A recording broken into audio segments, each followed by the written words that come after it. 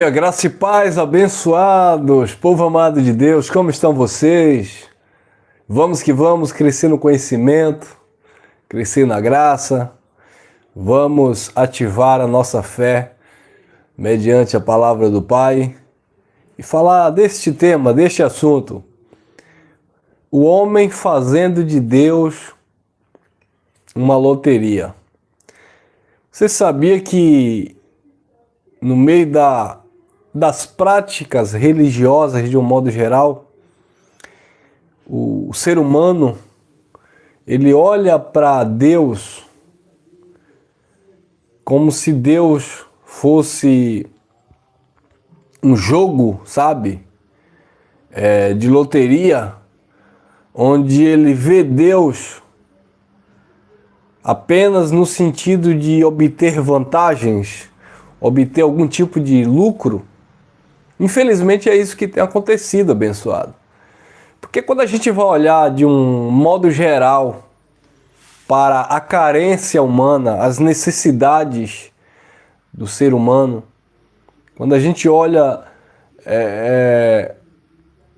de um modo amplo, né? Quando a gente amplia a nossa visão em relação a isso, a gente observa que todo mundo, ou a maioria das pessoas que se aproximam, entre aspas, de Deus, é por algum tipo de interesse. E isso a própria Bíblia nos respalda, né? A própria palavra, o Evangelho, nos mostra essa questão. Hoje em dia você vê muito isso nas chamadas igrejas, pessoas que se aproximam, entre aspas, de Deus para obter algum tipo de bênção, né?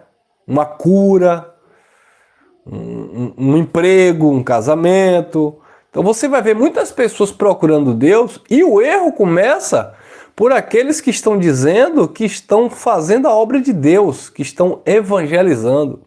Por quê? Porque os mesmos, eles já saem e já propõem para as pessoas, para os homens, algum tipo de vantagens que eles terão com Deus. Sabe? Olha, larga esse mundo, venha para Jesus, porque você, olha aí, já começa a apresentar as vantagens, né? Porque você vai ser salvo. Então a pessoa, olha, então ele se vê como um perdido eternamente, então alguém propõe uma salvação eterna, ele diz, então eu vou para Jesus, eu vou seguir a palavra, né? Eu vou receber Cristo, né? Entre aspas, porque eu vou ter a salvação. Então ele já vai por um tipo de interesse. Quer dizer, ele não consegue se relacionar com Deus por amor, por algo íntimo, algo que é gerado no seu homem interior. Né? Ele não consegue se relacionar com Deus sem barganha, sem uma moeda de troca. Ele só consegue se relacionar supostamente com Deus por algum tipo de proposta que chame a sua atenção. Então, venha você do mundo, aceite Jesus para receber a vida eterna. Isso aqueles que ainda pregam a salvação desta forma. Mas outros não. Você que está aí vivendo na miséria, na sarjeta, você que está aí desempregado, venha para a igreja, venha participar da campanha, né? Deus vai mudar a sua vida financeira. Aí a pessoa já vem porque ela quer obter vantagens financeiras. Você que está aí com seu casamento destruído, defasado, sabe? Você que já pensou em desistir do seu relacionamento, venha para a igreja, venha para Jesus, coloque no altar esta questão. Né? Venha sacrificar um jejum em prol da sua família, que Deus vai entrar com providência restaurando o seu casamento. Aí a pessoa não procura melhorar como marido, como esposa, como filho. Não, ela quer obter uma vantagem, ela quer receber logo um milagre da parte de Deus para resolver as suas causas. E sempre assim, as pessoas procuram as chamadas igrejas, procuram Deus no momento de aperto, né? No momento de dor. Você que está enfermo, você que está aí, já procurou os médicos não deram jeito. Jesus é o doutor, o médico dos médicos. A igreja é o hospital espiritual. Quem não já ouviu isso? Olha que conversa para boi dormir, né, irmão? A igreja é um hospital espiritual. Jesus é o médico e ele está operando, ele está fazendo cirurgia sem usar bisturi. Quem nunca ouviu isso, né, irmão? Aí as pessoas vêm atrás dessa cura, dessa restauração no casamento, dessa restituição na vida financeira. Por quê? Porque elas veem Deus como algo que vai... é o gênio da lâmpada mágica, que ele vai fazer 3 pedidos e Deus vai ter que realizar os seus pedidos. Então, eles fazem de Deus, os homens fazem de Deus uma loteria. Tá? Eu vou jogar, eu vou aceitar Jesus para ver se muda mesmo. Aí se por um acaso não muda, porque não significa que porque a pessoa aceitou Jesus e foi para a igreja que as coisas vão mudar. Se ele não mudar, se ele não tiver a consciência, se ele não for renovado na mente e naturalmente ele mudar, né, ele se adequar a palavras, ele receber o ensinamento, né, do evangelho para que haja uma mudança nele, as coisas não vão mudar porque ele aceitou Jesus e está na igreja. Vai continuar da mesma forma. Pelo contrário, o que vai mudar ou o que vai aumentar é a frustração na mente dessas pessoas que acham que Deus tem por obrigação mudar a qualidade de vida financeira, mudar a questão da situação do casamento ou da sua vida, porque ele foi aceitar Jesus e está em uma igreja, está fazendo parte da religião. E não é assim, abençoado. Não é assim. Então, infelizmente, eu vou aqui dar números, né? Mas eu diria que 90%, abençoado, das pessoas que se aproximam hoje de igrejas, né, que aceitam Jesus, que se tornam religiosos, independente qual que seja a religião.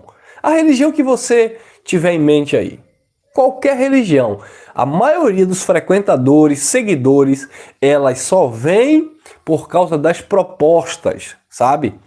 Das promessas, da liderança, né? Daquele segmento religioso. Qualquer tipo de religião, 90% dos seus seguidores, eles estão ali, eles fazem parte para obter algum tipo de vantagem. Ou a salvação eterna, que eles acreditam que seja desta forma, por obras meritórias ou serem participantes, frequentantes, né, de templos religiosos, terem lá os seus nomes em um caderno de membro daquela instituição, ou seja, para obter algum resultado financeiro, algum tipo de cura, algum tipo de benefício para a sua vida. Irmão Elson, então Deus não liga para isso, não se preocupa com isso, Deus também não muda esse aspecto, digamos assim, externo, exterior, uma vez que eu me converto de fato a Deus, uma vez que eu recebo a palavra no meu coração, então será que nada vai mudar exteriormente falando? Meu irmão, claro que muda. Claro que muda. Eu sou um resultado disso. Eu vou falar por mim. Como a minha vida mudou em todos os aspectos depois, de fato, de eu ter tido um encontro real, um conhecimento da parte de Deus. Mas a questão não é eu ter tido um conhecimento da parte de Deus. A questão não é eu ter conhecido o Evangelho. A questão não é eu ter aceitado Cristo. A questão não é eu fazer parte de um grupo que se reúne, seja através aqui de uma plataforma, ou seja, como igreja, que a gente se reúne aqui aos domingos e estamos em comunhão. A questão não é essa. Entendeu, abençoado? A questão é que, de fato, eu creio naquilo que eu prego e, na medida do possível, eu tento aplicar isso na minha vida. Não sou perfeito. Mas eu procuro viver, eu procuro, sabe, praticar aquilo que o Evangelho diz, aquilo que a palavra de Deus diz, aquilo que o Espírito ministra em mim. Então, se todos nós vivemos Cristo, vivemos o Evangelho, cremos que o Espírito, ele ministra em nós, ele habita em nós, e você, na medida do possível, você se submete a esta palavra, você obedece a esta palavra, você é aconselhado por esta palavra, você é direcionado por esta palavra, naturalmente, meu irmão, você vai passar a reinar em vida. As coisas vão fluir porque você está entendendo o processo e a mudança que compete você fazer mediante a direção do Pai na tua vida.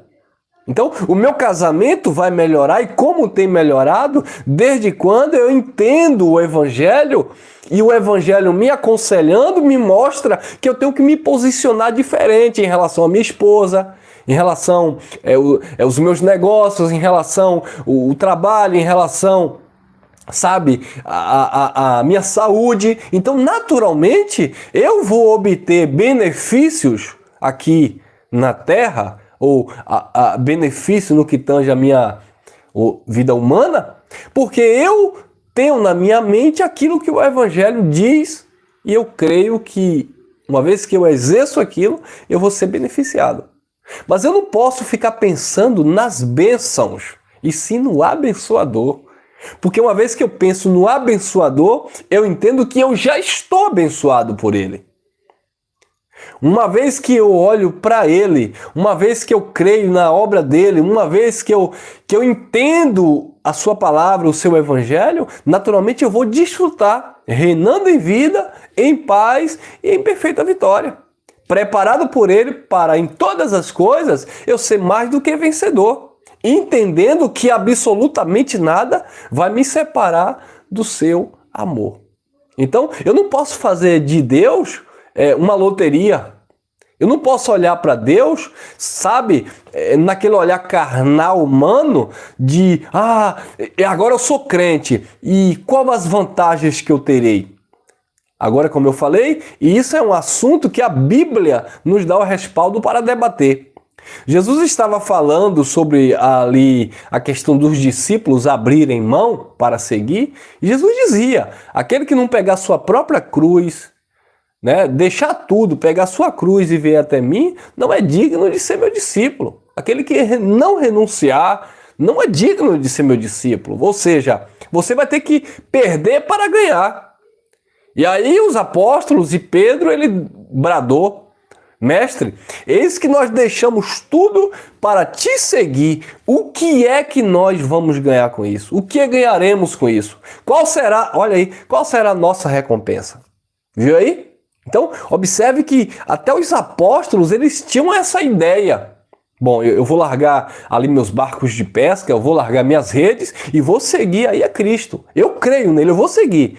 Mas eu tenho que saber se eu vou ter alguma vantagem. Eu tenho que saber o que é que eu vou ganhar com isso. Então, nós largamos tudo para te seguir. O que é que nós vamos ganhar com isso? Jesus disse, nesse mundo 100 vezes mais. Ou seja, tudo que eles tinham era proveniente da parte de Deus. Era Deus que dava. Ele disse, no futuro, a vida eterna. Então, observe que Jesus não negou uma coisa em favor de outra. Ele falou que os discípulos teriam benefícios, mas que a prioridade não era olhar para aquilo que eles iriam receber na terra, mas sim aquilo que eles teriam na eternidade. Por isso que ele disse, não ajunteis tesouro na terra, onde a traça, a ferrugem corrói, os ladrões roubam, Mas ajuntai-vos tesouro no céu, ou seja, pensando nas coisas que são do alto, buscando as coisas que são de cima, onde Cristo está sentado à destra da majestade. Foi isso que Paulo ensinou aos Colossenses lá no capítulo 3. Pensai, buscai as coisas que são do alto. Então ele disse, nesse mundo 100 vezes mais, e no futuro a vida eterna.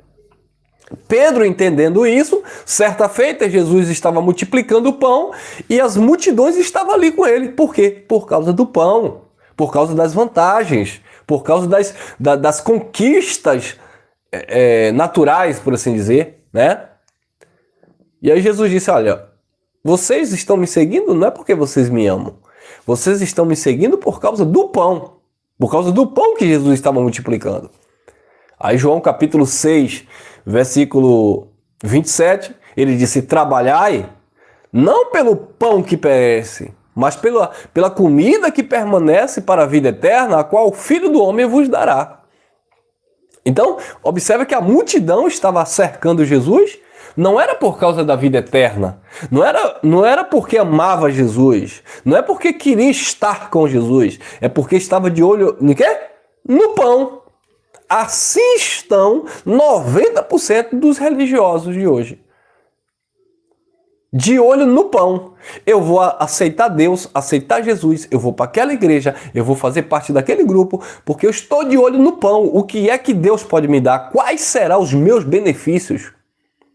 Eu quero mudar de vida, eu quero ter uma casa própria, eu quero ter um carro, eu quero, sabe, constituir uma família. Então, o que é que eu vou fazer? Eu vou procurar Deus. Então, o interesse, sabe, o desejo, não é de fato construir, conhecer, ter um relacionamento com Deus. É olhando para aquilo que ele pode ser beneficiado. Certo jovem passou, Cristo estava ali fazendo a obra e ele disse assim: Mestre, por onde tu fores, eu te seguirei. Claro, Jesus já conhecia a intenção do coração. Jesus sabia que aquele jovem não falava aquilo porque ele amava Jesus, porque ele queria andar com Jesus. Né? Como alguns discípulos que Jesus dizia, larga isso aí e segue-me. E eles largavam e seguiam. Aquele jovem não, ele disse, por onde tu fores, eu te seguirei. Então aquele jovem via Jesus fazendo milagre, ouvia dos feitos de Cristo, ouvia do poder de Deus que se manifestava naquele ministério de Cristo. E ele viu ali, sabe, uma forma de obter algum tipo de vantagem.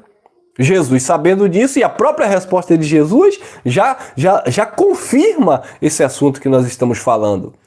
Jesus disse, olha, as aves têm seus ninhos, as raposas têm os seus covis, mas o Filho do Homem não tem onde reclinar a cabeça.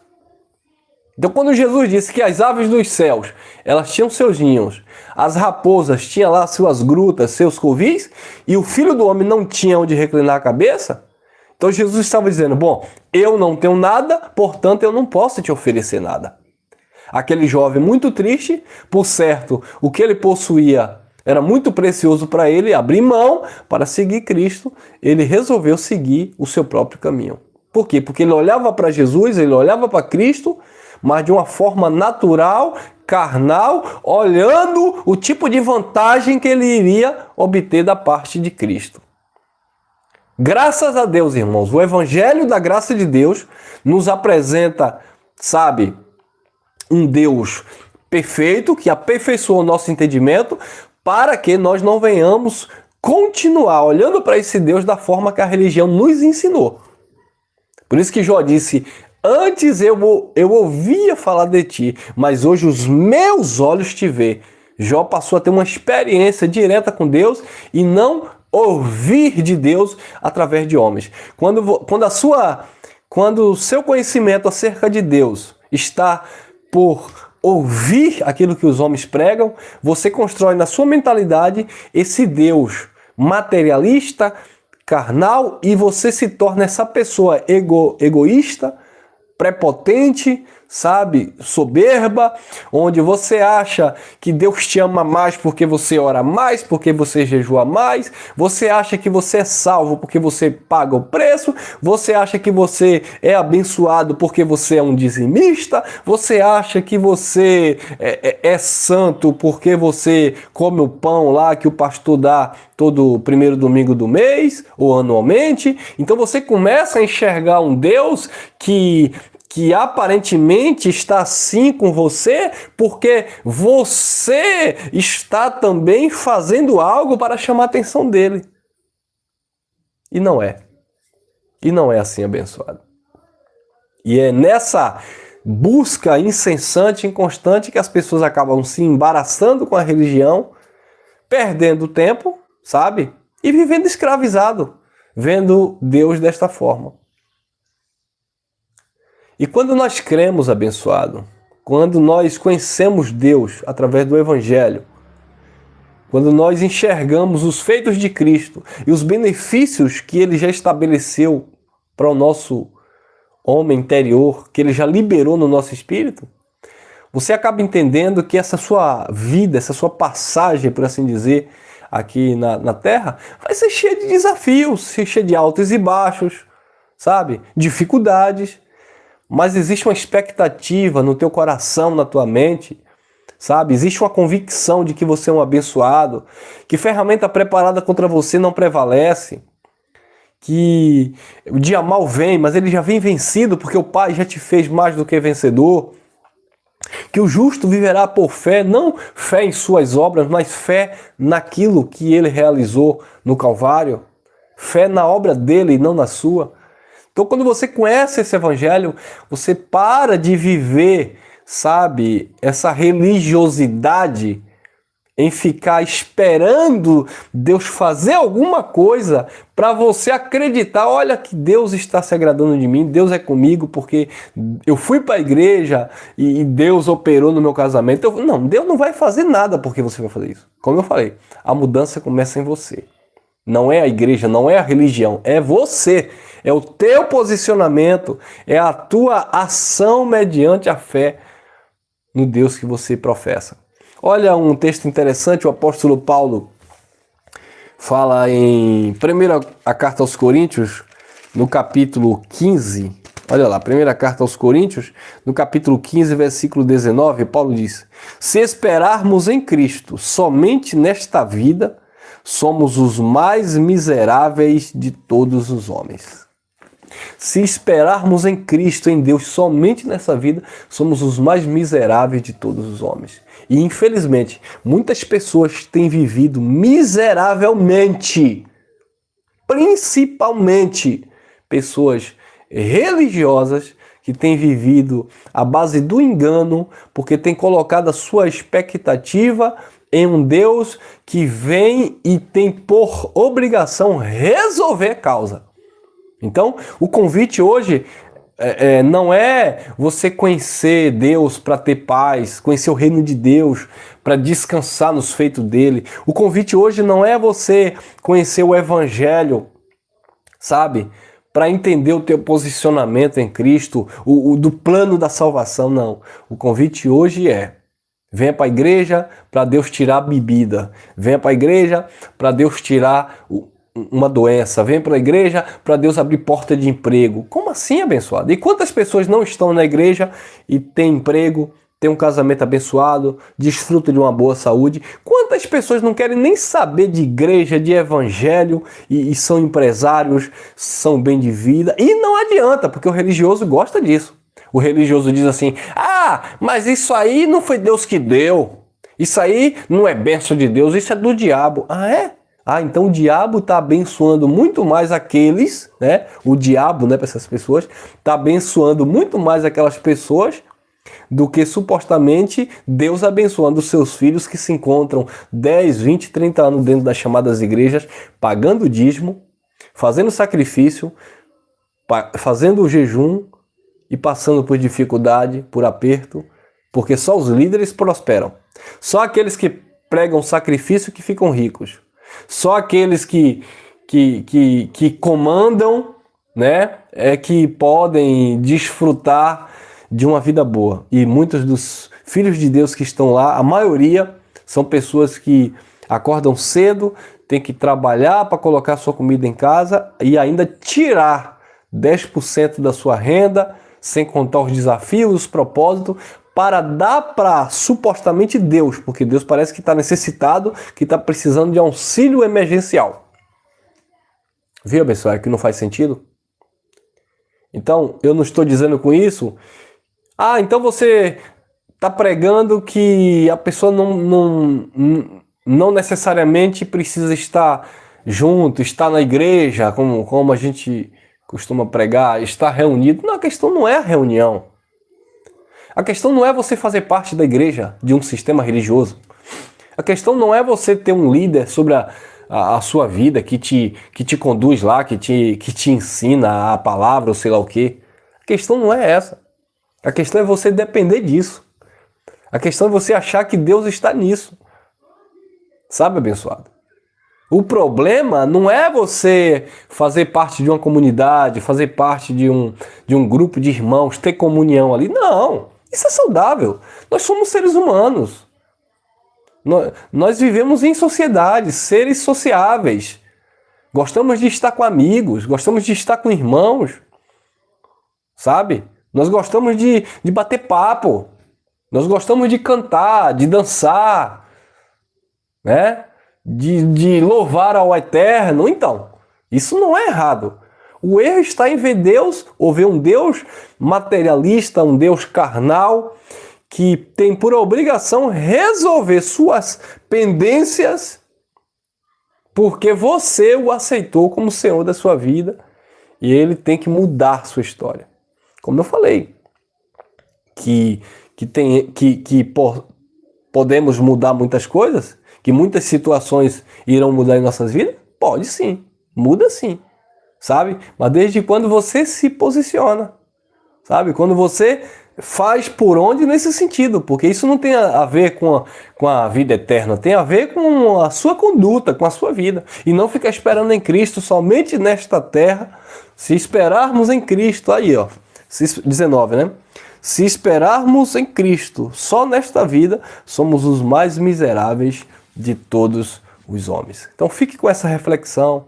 Pense bem, não faça de Deus, de Cristo, do Evangelho, uma loteria. Eu vou apostar minhas fichas, eu vou aceitar Jesus, eu vou para a igreja, você do sistema religioso que pensa dessa forma, eu vou para a igreja, eu vou sair do mundo, né? Porque parece que vai para Marte. Eu vou sair do mundo, eu vou deixar de curtir festa, eu vou deixar de beber, eu vou para a igreja porque Deus vai tirar os demônios da minha vida e eu vou ser uma pessoa abençoada, eu vou ser uma pessoa próspera. Você está esperando de Cristo somente nesta vida. O que eu quero de Deus, e nós temos, essa paz de espírito que você coloca a cabeça no travesseiro, dorme e acorda tranquilo. É saber que todos os teus dias estão determinados pelo Pai. É entender e não ficar ansioso pelo dia de amanhã, que o Pai já preparou, basta cada dia o seu mal.